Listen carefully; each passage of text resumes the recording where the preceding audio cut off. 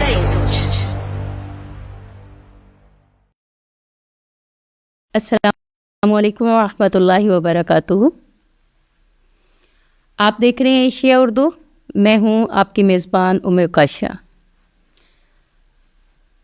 हम रमज़ान की अहमियत, फ़ायद और रमज़ान के बारे में गुफ्तगू कर रहे हैं। हमारी आज की गुफ्तगू रमज़ान का पहला मामला चाँद के साथ शुरू करेंगे इंशाअल्लाह। नहमदुहु व नुसल्ली अला रसूलिहिल करीम, अम्मा बाद फ़अऊज़ु बिल्लाहि समील अलीम मिनश्शैतानिर रजीम, बिस्मिल्लाहिर रहमानिर रहीम। अल्लाह के नबी सल्लल्लाहु अलैहि वसल्लम ने रमज़ानुल मुबारक के महीने के हवाले से हमें यहाँ से इब्तदा करने का हुक्म दिया कि जब तुम शाबान के गुज़रने के बाद चाँद देखो, तुम्हें चाँद नज़र आ जाए, तो फिर तुम रमज़ान के रोज़े का इफ्तिताह करो। रमज़ानुल मुबारक के महीने की इब्तदा चाँद को देखने के साथ ही शुरू होगी। और चाँद को देखने के हवाले से नबी मुकरम सल्लल्लाहु अलैहि वसल्लम ने फरमाया कि जब तुम एक आदिल और काबिल इत्माद मुसलमान की गवाही ले लो, वो कहे कि मैंने चाँद देख लिया है, तो तुम्हारे लिए एक आदिल और काबिल मुसलमान की गवाही काफ़ी है, तुम रोज़ा रख सकते हो। जब गवाही मिल जाए कि चाँद नज़र आ गया है, और अगर आपको खुद ही नज़र आ जाए कि चाँद नज़र आ गया है, तो पहला काम हमने दुआ पढ़नी है। चाँद को देखने की दुआ, चाहे वो रमज़ानुल मुबारक का चाँद हो, चाहे वो शाबान का हो, पूरे 12 महीनों के चाँद को देखकर पढ़ने की दुआ नबी मुकर्रम सल्लल्लाहु अलैहि वसल्लम ने बयान कर दी कि जब तुम में से कोई नया चाँद देखे तो उससे चाहिए कि वो दुआ पढ़े, अल्लाहुम्मा अहिल्लहु अलैना बिल अमनी वल ईमानी वस्सलामती वल इस्लामी रब्बी व रब्बुकल्लाह। तो हम अपने रमज़ान की इब्तदा चाँद को देखने के साथ ही शुरू करेंगे।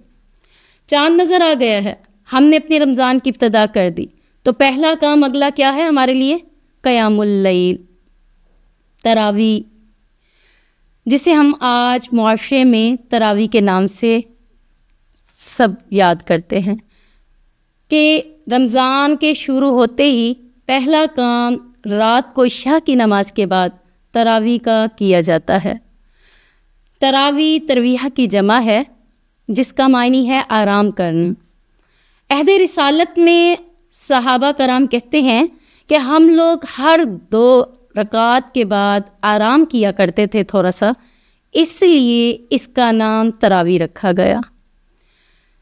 और ये तरावी नाम नबी सल्लल्लाहु अलैहि वसल्लम के दौर में नहीं था। आप सल्लल्लाहु अलैहि वसल्लम के दौर में इसे क़यामुल लैल या तहज्जुद के नाम से पुकारा जाता था। आपके बाद लोगों ने इसका नाम तरावी रख दिया। क़यामुल लैल भी वही है, तहज्जुद भी वही है, तरावी भी वही है। तीनों नमाजें एक ही नमाज के नाम हैं। नमाज एक है, नाम 3 बनाएं या 4 बना लें, 5 बना लें, तो ये नामों का इशू नहीं है। जिसने क़यामुल लैल इब्तदा में कर ली, तरावी पढ़ ली, तो उसके लिए पूरी रात का अजर लिख दिया गया।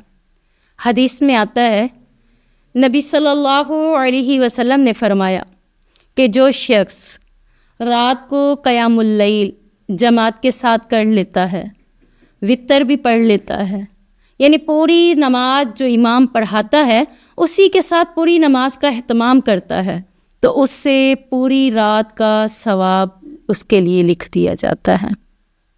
मज़ीद अगर वो इबादत ना भी करे तो पूरी रात का अजर उसे दे दिया गया। मुआशरे में हम देखते हैं कि लोग हमसे सवाल पूछते हैं कि रात को हमने तरावी पढ़ी थी, अब हम तहज्जुद पढ़ना चाहते हैं, तो अब हम कैसे तहज्जुद अदा करें? तो जिसने तरावी का एहतमाम कर लिया उसके लिए तहज्जुद भी वही थी, उसके लिए क़यामुल लैल भी वही था। हाँ, अगर वो रमज़ान का बाबरकत महीना होने के नाते रातों को उठकर कुछ इबादत करना चाहता है, تو آپ صلی اللہ علیہ وسلم کا بعض اوقات معمول تھا کہ وہ وتر کے بعد 2 نفل بھی پڑھا کرتے تھے، تو وہ رات کے وقت اٹھ کر 2 نفل کا اہتمام کر سکتا ہے۔ پیارے نبی صلی اللہ علیہ وسلم کی رات کی نماز کے حوالے سے جب بات ہوئی، حضرت عائشہ صدیقہ رضی اللہ تعالی عنہا نے فرمایا کہ آپ صلی اللہ علیہ وسلم رمضان ہو یا غیر رمضان، آپ صلی اللہ علیہ وسلم 11 رکعت سے زیادہ نماز ادا نہیں کرتے تھے۔ یعنی آپ کا معمول تھا کہ آپ قیام اللیل 11 رکعت ہی کیا کرتے تھے۔ آپ صلی اللہ علیہ وسلم کے دیکھا دیکھی صحابہ بھی 11 رکعت کا اہتمام کرتے تھے۔ اللہ کے نبی صلی اللہ علیہ وسلم نے قیام اللیل کے 3 راتوں کو جماعت کے ساتھ بھی قیام اللیل کروایا۔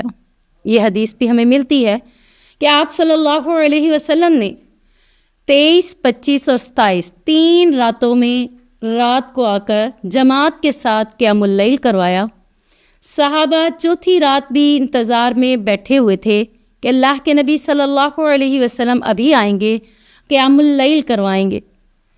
صبح ہو گئی، آپ صلی اللہ علیہ وسلم تشریف لائے۔ صحابہ سے پوچھا آپ لوگ کیوں بیٹھے ہوئے ہیں؟ کہا ہم قیام اللیل کے انتظار میں بیٹھے تھے۔ تو آپ صلی اللہ علیہ وسلم نے فرمایا کہ قیام اللیل میرے لیے میں پڑھنا آسان ہے، اگر میں آپ کو روزانہ جماعت کے ساتھ پڑھاؤں تو مجھے خدشہ ہے کہ کہیں یہ فرض نہ کر دی جائے۔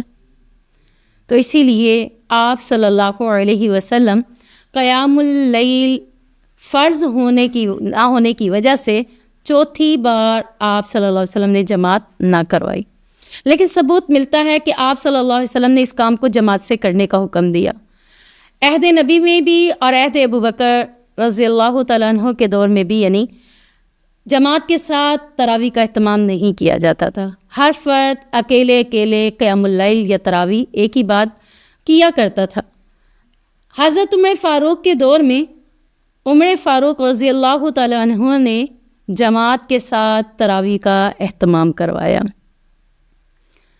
تو آج ہم معاشرے کے اندر دیکھتے ہیں کہ لوگ تراویح جماعت کے ساتھ پڑھ رہے ہیں، کیونکہ یہ سنت بھی ہے اور عہد عمر فاروق کے دور سے ہی چلی آ رہی ہیں۔ تو آپ صلی اللہ علیہ وسلم نے صرف فرض نہ ہونے کی وجہ سے جماعت کے ساتھ مسلسل نہیں پڑھائیں۔ آج معاشرے کے اندر ایک کوشچن کیا جاتا ہے کہ کیا روزے کا تعلق قیام اللیل کے ساتھ بہت ہی زیادہ ہے؟ کیا اس کا روزہ ہوگا جس نے قیام اللیل کا اہتمام نہ کیا ہو؟ کیونکہ معاشرے میں لوگ یہ عکاسی اپنے ذہنوں میں کرتے ہیں کہ روزہ تبھی ہوگا جب قیام اللیل کا اہتمام کیا جائے گا۔ تو ہم دیکھتے ہیں کہ یہ نبی کریم صلی اللہ علیہ وسلم کی سنت ہے۔ آپ صلی اللہ علیہ وسلم اس کو ادا کیا کرتے تھے، اور رمضان نیکیوں کا مہینہ ہوتے ہوئے ہمیں بھی اس کو سنت سمجھ کر ادا کرنا چاہیے اور اس کو نیکی کے جذبے سے کرنا چاہیے، لیکن اس کو روزے کے ساتھ اس کا تعلق نہیں جوڑا جائے گا۔ روزہ ایک الگ عبادت ہے، قیام اللیل ایک الگ عبادت ہے۔ جس نے قیام اللیل کیا یا نہیں کیا، روزہ بہرحال دونوں کا ہی ہوگا، روزے کے ساتھ اس کا تعلق نہیں ہے۔ لیکن یہ بھی نہیں ہو سکتا کہ جب لوگ معاشرے میں یہ سنتے ہیں کہ قیام اللیل فرض نہیں ہے، روزے کے ساتھ لازم نہیں ہے، تو وہ کیا کرتے ہیں؟